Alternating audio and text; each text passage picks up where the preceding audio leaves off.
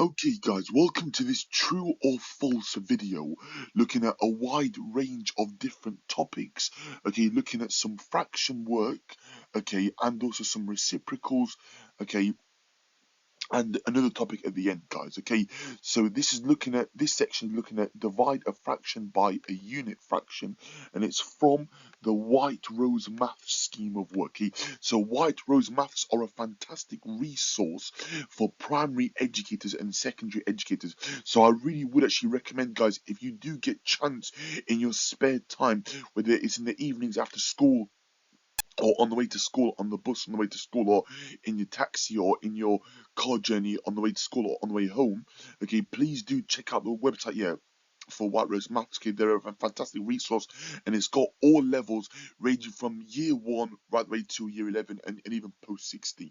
Okay, right guys, so this is today's claim. Okay, so it says half divided by a third is less than half divided by a quarter. Well, dividing fractions, the way it works is I keep the first fraction. So let's do this one first. Okay, I flip the second one, and then I change it into a times. Okay, it's what I call the KFC method. Keep, flip, change. Okay, that's the way to remember it. So you keep the first fraction, you flip the second fraction, and then you change the sign to a multiplication. Okay, so now multiplying fractions, 1 times 3 is 3, and 2 times 1 is 2, guys. Okay, 3 halves. The next one, guys, a half divided by a quarter, where you keep the first fraction, you flip the second, i.e. work out the reciprocal of the second fraction. So you invert it, and then you change it to a times.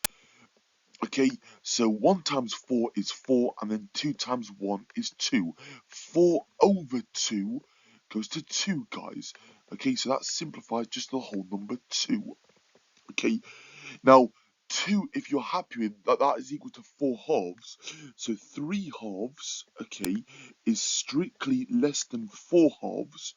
Okay, so that is true, guys. Okay, so 3 halves is strictly less than 4 halves. So that claim is true. Okay, that statement, okay, or that initial claim is true, guys. Okay, for that one. Okay, second question, guys. True or false? Understand and use the reciprocal. So this is the claim. The product of any number excluding 0 and its reciprocal is 1. So this is actually true. Okay, so this is actually true, and I'm going to actually prove it. Okay, so let's say I've got the number 3. Okay, so number 3. The reciprocal of 3 is 1/3. Okay, now the product, so the word product in maths means to multiply. Okay, so to times or multiply. 3 times 1/3. Okay, if you work this out, guys, so 3 times 1/3. Okay, so 3 times 1/3, you get 3/3. Okay, which simplifies to the number 1. Okay, so any number, if you times it by its reciprocal, or even any fraction times it by its reciprocal, you will always get the number 1. Okay, so as an example, let's say I've got the letter n, so n times 1 over n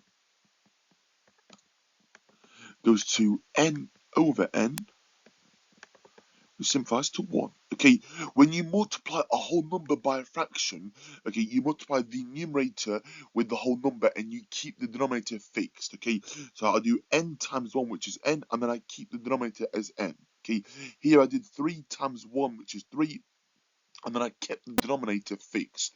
Okay, because it's the same as saying 3 over 1 times 1 over 3, and similarly here I can write it as n over 1. Okay, and I'd get the same answer. So that is true, guys.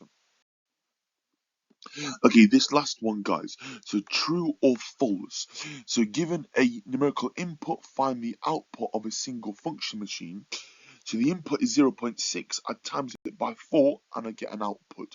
The output will be 0.24. Well, 0.6, guys. Okay, so 0.6 times 4. Okay, so 6 times 4, guys, is 24. So this means that my answer will be 10 times smaller. So the correct answer, okay, or the answer should be 2.4. Okay, because 0.6 is 10 times less than 6, which means that my answer will be 10 times smaller than 24. So when you hop the decimal point in, you get 2.4. So this is actually false, guys. Okay, 0.6 times 4 gives you 2.4 and not 0.24, guys. Okay, so be careful with that, guys. Yeah, and be careful when you multiply decimals with whole numbers. Okay. Essentially, I'm doing 0.6 plus 0.6 plus 0.6 plus 0.6, and you can do like a column addition, and you will get the answer of 2.4. Okay, if you multiply a decimal with a whole number, the answer will actually get bigger, okay? It doesn't actually get smaller. It's only when you multiply a decimal with another decimal or a number with a decimal, then the answer gets smaller, okay? But if you multiply a decimal with an integer, okay, or a number that is a whole number or bigger than 1, then the answer will actually be bigger, okay? And 0.24, yeah, is actually smaller than 0.6, okay? Right, guys, that's the end of today's short, sharp video. Hopefully you found it useful. Hopefully you found it informative. If you did, please like, please comment, please share, and please subscribe. And please turn on post notifications so you can be notified of my upload, okay? But that's it from me today, guys. Thanks for watching, and I'll see you in the next one, okay? Bye for now.